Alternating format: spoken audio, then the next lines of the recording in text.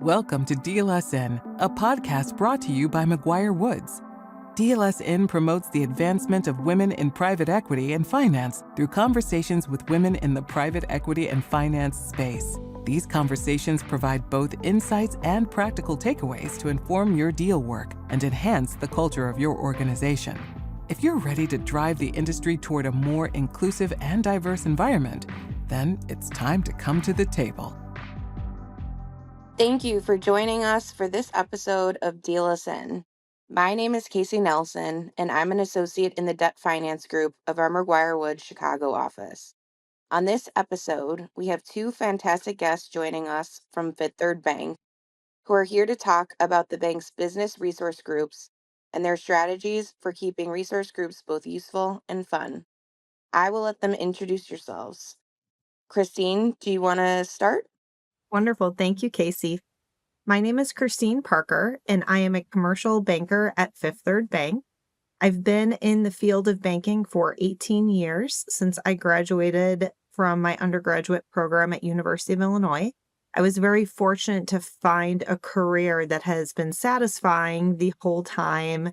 And I've had the pleasure of working with businesses under a variety of business ownership structures. For the last 18 years, I've covered a multitude of industries, a multitude of geographies, and just find the diversity of the job to continue to be very rewarding and provide growth opportunities for myself. And I'm Chrystal Pozin, and I lead our corporate strategy group at Fifth Third.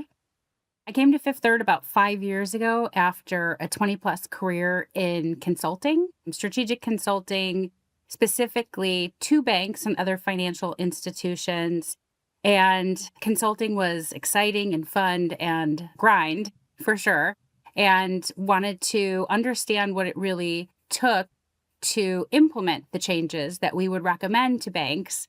And so I was fortunate to join Fifth Third at the height of COVID in 2020, but I support all of the lines of business and really help the bank move into its next iteration as the world changes.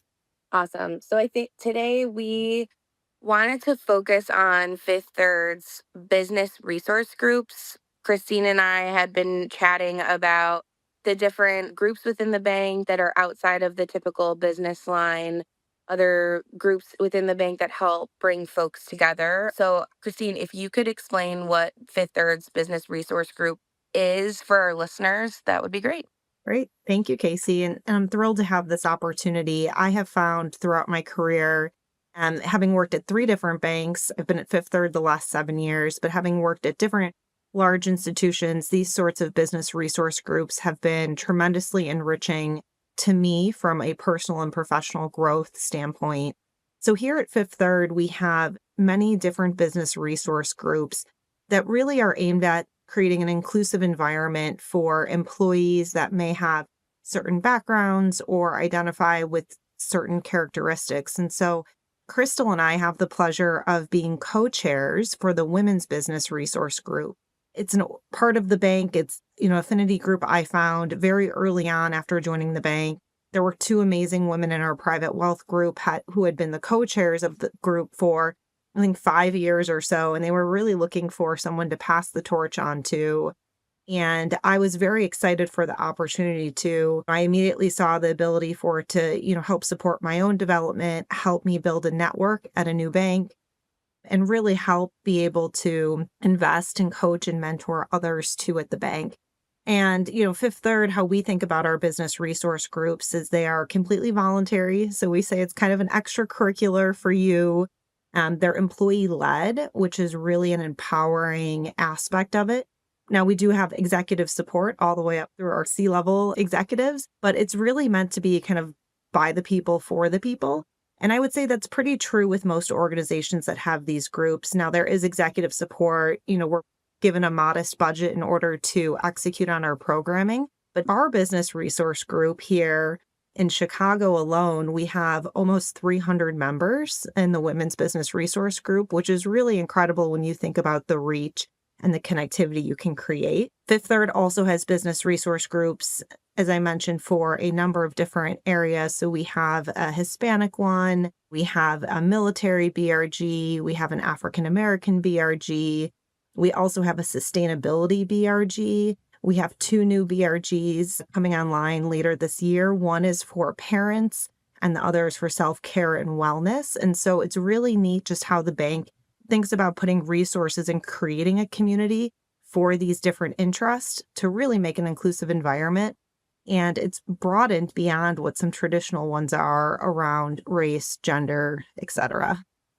Yeah, and I think, Kristine, one of the things that I found so interesting about the BRGs at Fifth Third is that it includes your retail bankers as well, right? It's not just the folks at the main headquarters location.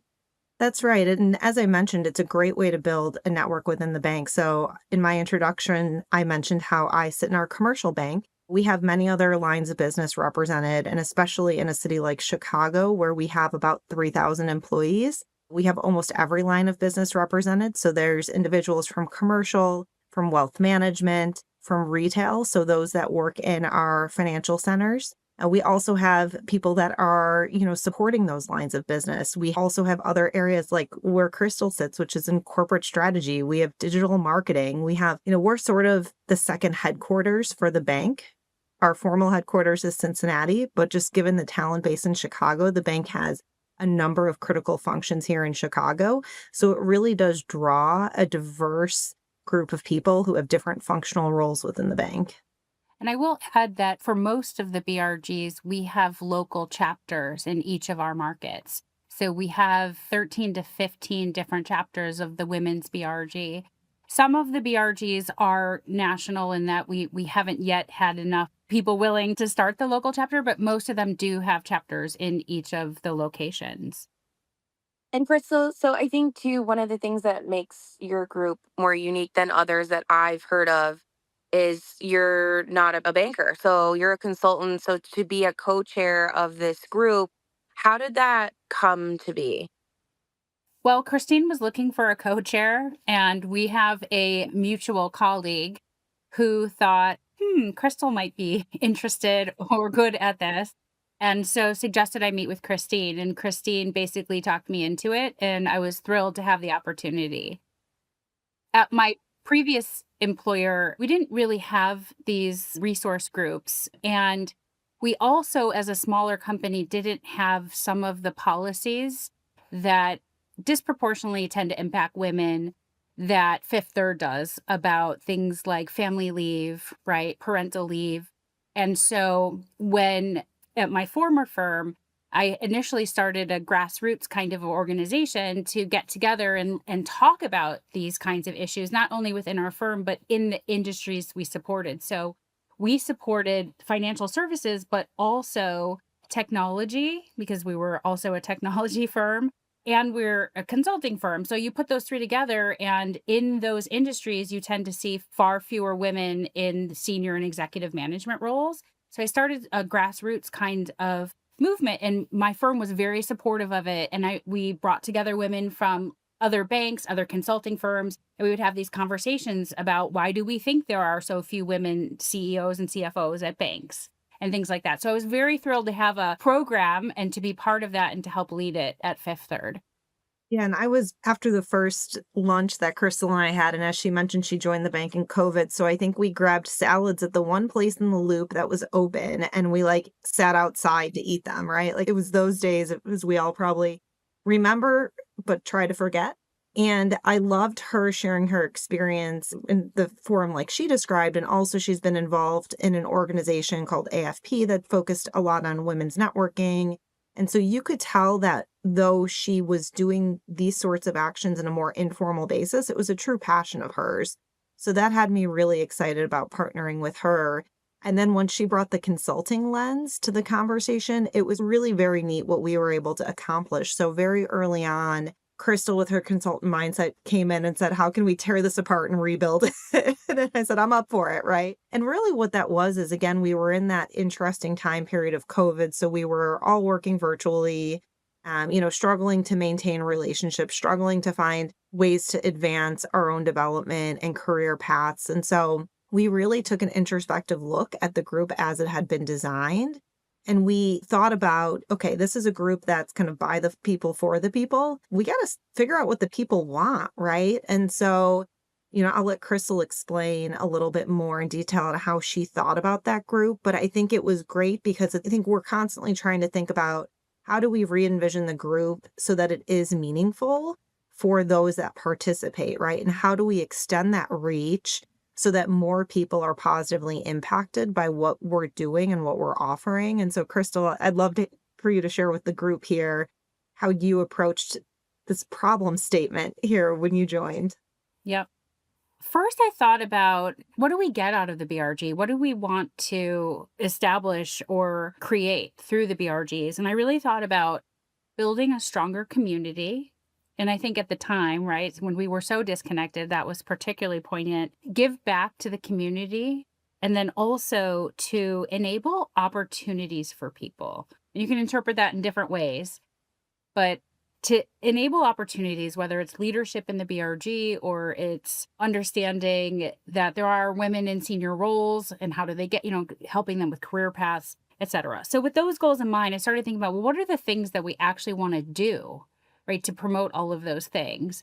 And we had done a number of wonderful events and thought, okay, how can we break down those events and activities into themes? So we landed on personal connections and creating opportunities for people to broaden their network, to meet each other, to make actual meaningful connections so that they can learn from each other. Advancement in advocacy. So how do we continue to promote, advocate for policies and opportunities for issues that really impact a lot of women in the workplace? And then local philanthropy. So how can we really give back in a meaningful way to causes and to organizations that are important to us, that are personal to us within the group? And then self-care as well. So how can we help everyone bring their best self to work and continue to create space for them to focus on their own well-being? When I think a lot of us know when we're working, we're so focused on, right, the work and making sure that we're doing well there or at home. And then a lot of people, regardless of gender, but a lot of people really do not spend as much time on self-care as maybe they could or should. So we wanted to create spaces through the group for people to do that. So we really focus on those 4 things: connections, advancement and advocacy, philanthropy, and self-care. That's awesome. So, and I think a lot of certainly law firms, but I've been told in a lot of banks and financial institutions, it's just really hard to keep these groups going. And part of that is because it's expensive to host these events. And when you have the funds or any sort of budget to have an event, it's hard to make it worth someone's while. So, in terms of enabling a place for people to make meaningful connections, do you have any advice? Like, what types of events do you throw through the BRG or host through the BRG that really make people excited to attend? That's a great question. I'll jump in here and let Chrystal add on too. I'll say we really offer and we aim to offer a wide range of events, and that's for a few reasons. So, number one, it's because we have such a diverse membership base, right? And so there are some logistical restrictions, right? And so we have really 2 main kind of corporate offices here in Chicagoland, one in downtown and one in Rosemont, but we have financial centers. We have, I think, around 175 financial centers in Chicagoland. And so as we want to make our events as inclusive as possible, it can be challenging to provide equal access for our members. And so we try to rotate locations. We try to have a mix of virtual and in-person events. And so we really are thoughtful about the type of programming, the frequency, the location, et cetera. We're given a modest budget that Fifth Third provides. And what's kind of neat about the budget is they give us a budget that's meant for internal events, but then they also give us allocation of grant money that we can award to nonprofits that we want to support through our volunteerism, which is very, very fun. And that's been something that a lot of our members have taken an active role in helping us award. And so we really try to keep enough variety. And we're also pretty scrappy with some budgets. I mean, it's not hard to have a party where you cater in charcuterie tray from Whole Foods or Mariano's down the street. And so we've done a lot of events that have leveraged our office space and have been like light bites. We did one event where, for budget reasons, we didn't want to have a bartender. So we just called it like a mocktail event, which was really fun, especially now. I think there's absolutely a wave of millennials and Gen Zs that are drinking alcohol less. And so it was kind of like, it worked out really fun. It was kind of a different type of conversation to have at the event around it. But we've done other things like book clubs, TED Talk sessions where we watch a video and then come back together to share our thoughts and reactions to it. We had a fashion show a couple of different times, which has been fun, where we found a local stylist to come help show, corporate wear options. I know it's something I struggle with a lot. Casey, I don't know if you do as well. It's like impossible to find business professional wear anymore. So that was really fun. We also have a member in our group who is a certified yoga instructor. So she does yoga sessions, breathwork sessions, meditation sessions for us, which is just incredible. And so we've done everything from a 45-minute yoga session in person to a 10-minute breathwork or chair yoga session that's virtual. And so it's been really, really fun to just challenge our members in terms of planning things that offer variety. And we see a pretty consistent core group of people attending events. That said, you always find new ones that come out when you offer a new type of programming. And so we're constantly trying to keep it fresh. And it's been really fun for us, at least for me in my day to day. I don't have the most creative job. So it's kind of fun for me to step out of my box and explore something new and follow leaders we have at the bank who are experienced there. That all sounds so amazing. I think we have a hard time finding events that folks want to attend, keeping it fresh. I'm just interested, how many events per year would you say you all host between book club and walks and yoga? I mean, this all sounds amazing. I'm just curious, like, how many do you think there are? I would say if you exclude the yoga and the meditation, because those we do a little bit more frequently, it's probably 4 to 6 events. Some of them are bigger, some of them are smaller. The yoga and meditation sessions have allowed us to have more frequent, and things like walks, right? We can do those more frequent. They're free, right? People meet up, they go for a walk, they talk. We've also been creative in terms of our budget as well. We last year started a mentorship program where we matched people who wanted to be mentored with people who are willing to mentor. That didn't cost anything other than our time, right, and effort, when we were able to make some good connections. And I believe we'll do it again this year. One event that I thought was phenomenal is we brought in an outside speaker, and because she also is a nonprofit, we were able to use our grant money and be creative there. But it was like self-defense plus. It was how to stay safe, both on the street, but also in relationships, which I thought was like an interesting addition there. And she had a personal story where her sister had unfortunately suffered from abuse from her partner. And that led to her to create to this organization and this program. And it was phenomenal. And we got people in for that. We've done, just as Kristine said, we've tried a lot of different things to keep people interested, to keep things fresh, and to see what kinds of things draw people in.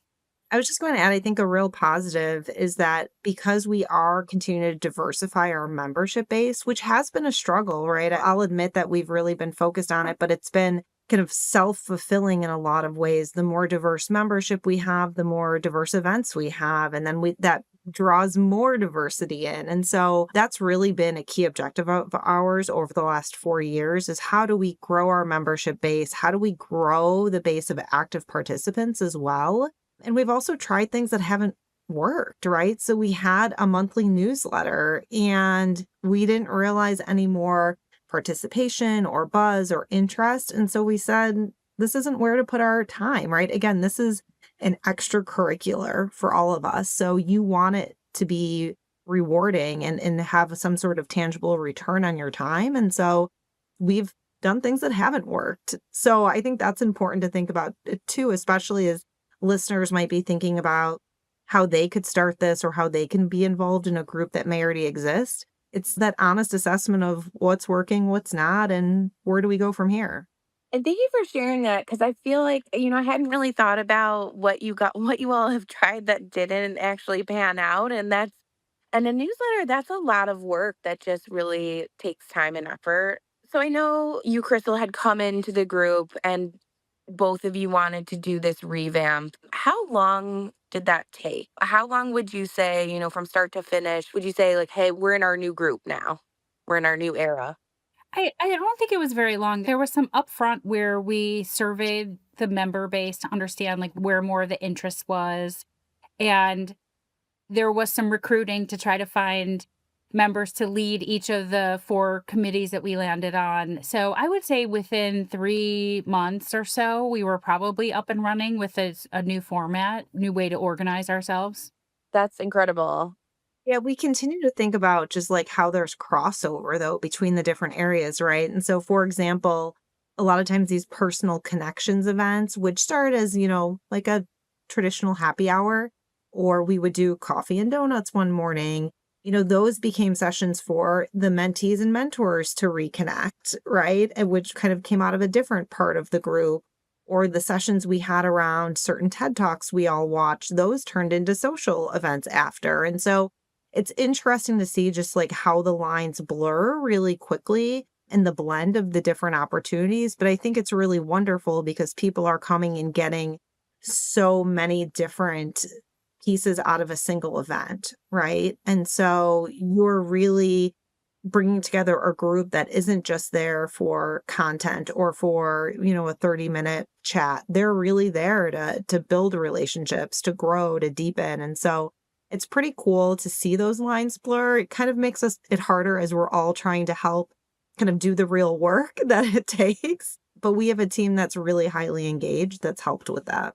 And I will say, and this is something that Kristine always advocates for, with this new formation, it also gave our members leadership opportunities in a different way. Whereas we had previously had events, right? And folks would lead events, but now while they still might be organizing events and activities, they have a theme, right? They're working toward an event that is designed to connect people, that is designed for self-care, right, et cetera. And so I think that's really helped, get more people into some leadership roles within the BRG and give them that opportunity, but then also give some more context for the things that they are leading. I was just going to say, I think a lot of times groups like this, it can be daunting to either lead or try to revamp. And from my perspective, listening to you all break it down into 4 different categories, I'm thinking of how we can implement that in the law firm context because, we have our women's lawyer network, and it is a lot of these groups are just a pretty blanket group. But if you're able to break it down to smaller themes, it helps people focus on what they're interested in doing. And to your point, Crystal, it gives leadership opportunities to folks that might not otherwise have them. So that's great. On that front, I think a lot of our listeners, the age range of our listeners really varies from first year bankers, first year out of college to senior partners or managing directors who've been doing this for 30, 40 years.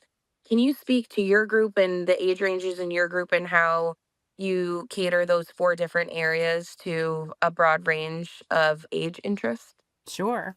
I would say we probably have similar range. We have people that are earlier in the career, and we sometimes connect with one of our other BRGs, which is our young professional BRG. So that is folks that are newer or just came out of the leadership program. We do have opportunities to commingle and meet them and try to also recruit them into some of the other BRGs.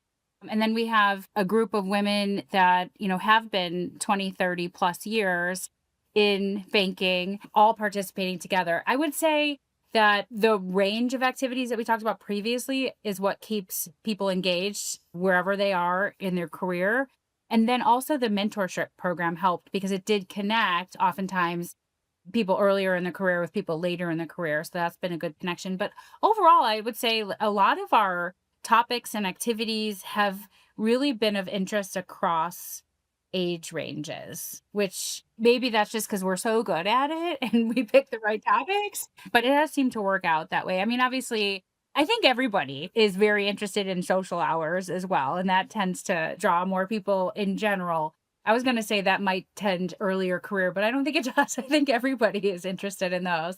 So I think we've been just maybe either lucky or we're just good at planning, because we find that at our events, we do have a range there that participate. We're surprised though too. Like the last yoga session I attended, there all of us in the room were over the age of 35, right? I would have thought yoga, like, it'd be like the 25-year-old who does her Saturday morning class is there ready to go. But no, like we had an older, I'm in that group, but like we had some, kind of, I'll say that 15-year plus career experience in the group. And so sometimes you're also just surprised, and that keeps it really really interesting too. Have there been any other events or aspects of keeping this group together that has been surprising to you? Ooh, surprising. I would say that there's such an interest in external volunteerism that I wasn't necessarily expecting that, but that's been really fun. And there's no shortage of organizations, especially in Chicagoland, that serve the women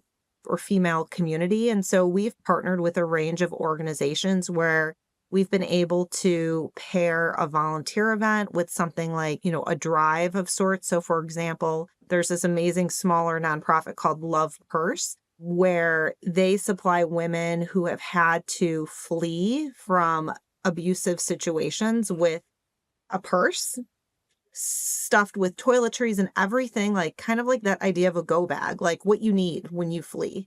And so we had a drive where members donated purses, new and some lightly used, also like all the little toiletry samples you get or all those little things. And we bought some new stuff as well. And so we had her, the leader of the nonprofit, come in, speak about the cause. We did a drive. We also helped volunteer to sort things. We've done that with some other organizations too locally. And it's been a pleasant surprise to me that our members really want to find ways to give back, that this organization is not just thought of as a self-serving professional development organization. It's really, as Chrystal said in her opening remarks about community, where we fit with it, we're getting from the community, but also what we're putting back out into it. That's amazing. It's interesting that on the lawyer side, I found it surprising that a lot of lawyers, well, we do a ton of pro bono lawyer work, how much lawyers love doing just the standard or, things in the community that don't have anything to do with them being a lawyer. So, I want to just talk about one other event that I thought was a little different. And I don't know if I learned anything surprising about our group, but certainly learned things that are surprising and still probably shocking from this session. So for Women's History Month, I think it was last year, we are lucky to have a Fifth Third historian. Okay. And she came to our event. We made it fun. It was sort of like trivia. We made it like a trivia game, but she basically talked about not only the history of women at Fifth Third. The bank is 167 years old. So you can imagine that over the years, right, the role of women has certainly changed within the bank, but also talked about banking women, right? Because women couldn't get their own bank account until relatively recently on the earth, couldn't get their own credit card. Their husbands had to sign for them. So learning some of those things, not only about banking and women, but Fifth Third and the role women have played throughout the years was really interesting. And we learned some surprising things. And that was just a cool way to celebrate Women's History Month, is by focusing on our own organization, since we do have such a rich and long history. yeah, we actually just had a session with the CEO of Women's World Banking, and one of their initiatives is getting cell phones to women who wouldn't otherwise have them, and how that has really opened up their access to financial resources. So that's so interesting. So I think one of the things that we like to ask on this podcast, two things.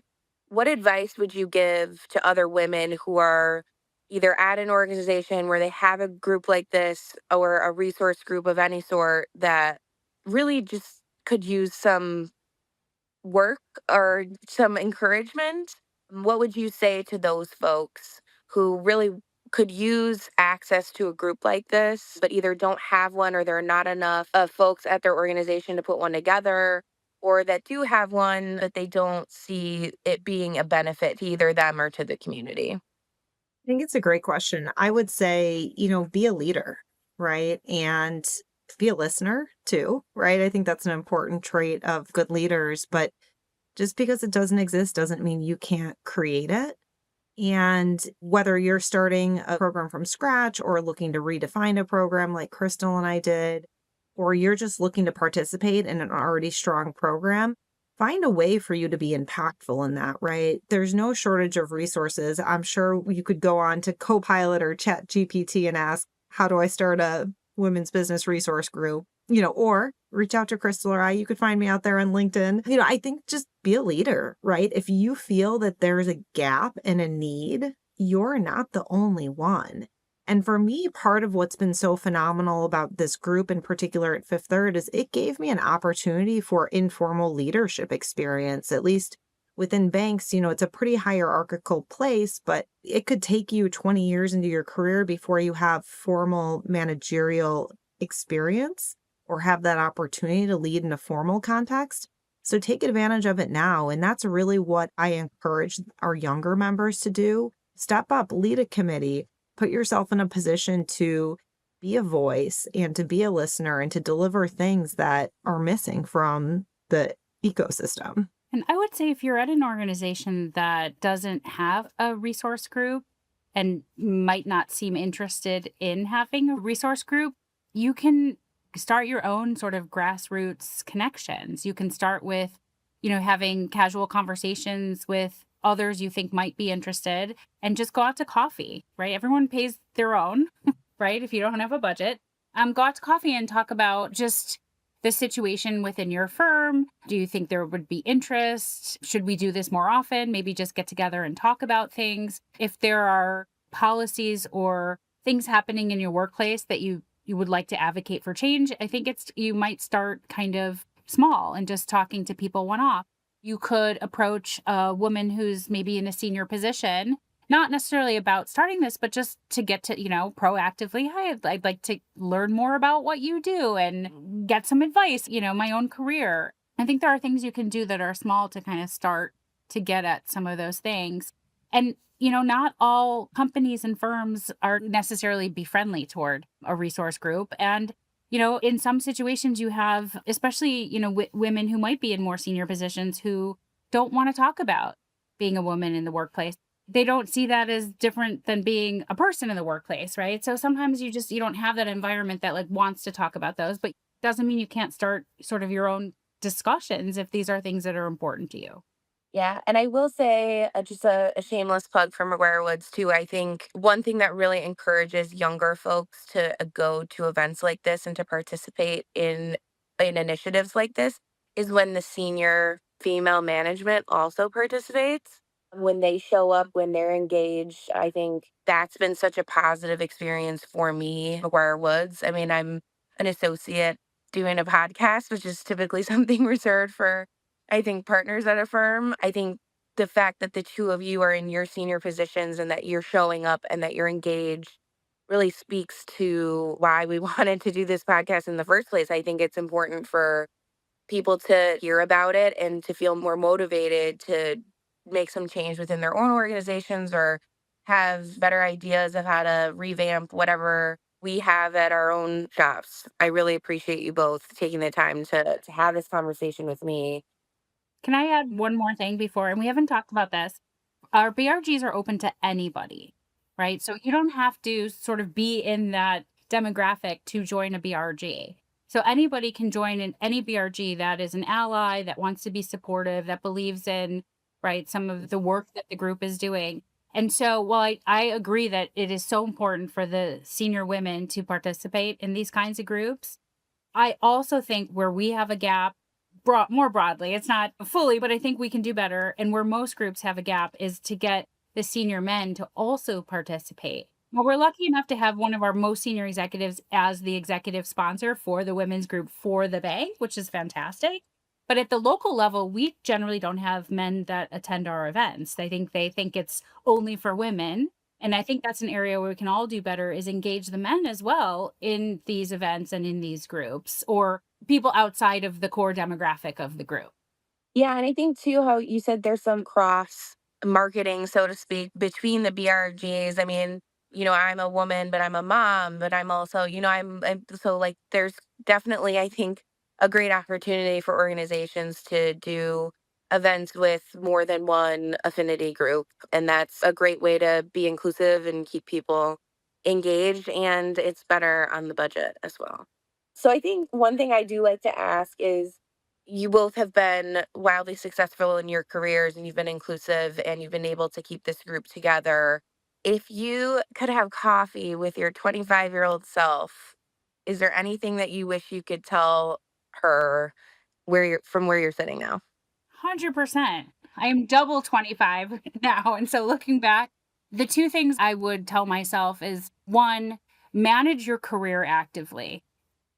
I always thought if I did a good job, people would notice. And I was lucky in that I did get promoted at early ages, but I can't say that I really proactively managed my career the way I could. And the second is advocate for yourself. Make sure you ask for the raise. Make sure you are being paid what you are worth. Make sure that when you have a seat at the table, take that seat at the table, right? Don't just say, oh, well, I'm the junior person, so I shouldn't even, I've had people come into a conference room and then they sit on the side, right? And then they're like, well, I'm like, no, it doesn't matter who's in this room. You were invited to this meeting. You sit at the table, right? I wish I could tell myself that at 25. Yeah, mine is similar to your second one, Chrystal, which is just use your voice, right? I think especially, when we're younger, we may not have the same confidence, but if you just exercise your voice, that builds your own confidence. It helps others see at least your thought process and your engagement. I don't know that you need to ask a million questions in every meeting, but use your voice to ask questions, to share your perspective and get comfortable doing that, because that really is going to differentiate you in your career. It's going to build your confidence. It's going to improve your critical thinking skills, and it's going to just demonstrate the engagement you have in your roles. And I believe firmly that, what's most critical to success, at least in the field I've worked in, is your intellectual curiosity, your ability to communicate. It's all of these soft skills. Now, yes, you need to be analytical and, got to know your way around an Excel spreadsheet. That's a given nowadays. But it's really all of those other soft skills that you build through your experiences and through exercising them. And so use your voice. That's great. Thank you. Was there anything else you both wanted to touch on? Otherwise, I think we can wrap it. No, I just really want to thank you, Casey. I think this is an area that Chrystal and I have, built a lot of passion around within our own organization. And we really believe that it has tremendous impact on those. And we've, again, led this group through an interesting world, both through the pandemic and through some of the political environment recently. And I think having each other and finding strength with one another is really critical during those times. And so, again, we'd encourage you to be a leader in your own organization, find ways to create these communities and find ways to support these good conversations that are absolutely necessary. I could not agree more. So thank you both again for your time and participating in this. And to our listeners, thank you for listening in today. We thank you for joining us for Deal Us In, and we will catch you next time. Thank you for joining us at the table for this episode of Deal Us In. If you have a recommendation for an inspiring interviewee, a question you'd like us to ask, or topic you would like to hear covered, or if you'd like to tell us about women-focused initiatives in the field, please email us at wpef@McGuireWoods.com. We look forward to hearing from you. This podcast was recorded and is being made available by McGuireWoods for informational purposes only. By accessing this podcast, you acknowledge that McGuireWoods makes no warranty, guarantee, or representation as to the accuracy or sufficiency of the information featured in the podcast. The views, information, or opinions expressed during this podcast series are solely those of the individuals involved and do not necessarily reflect those of McGuireWoods. This podcast should not be used as a substitute for competent legal advice from a licensed professional attorney in your state and should not be construed as an offer to make or consider any investment or course of action.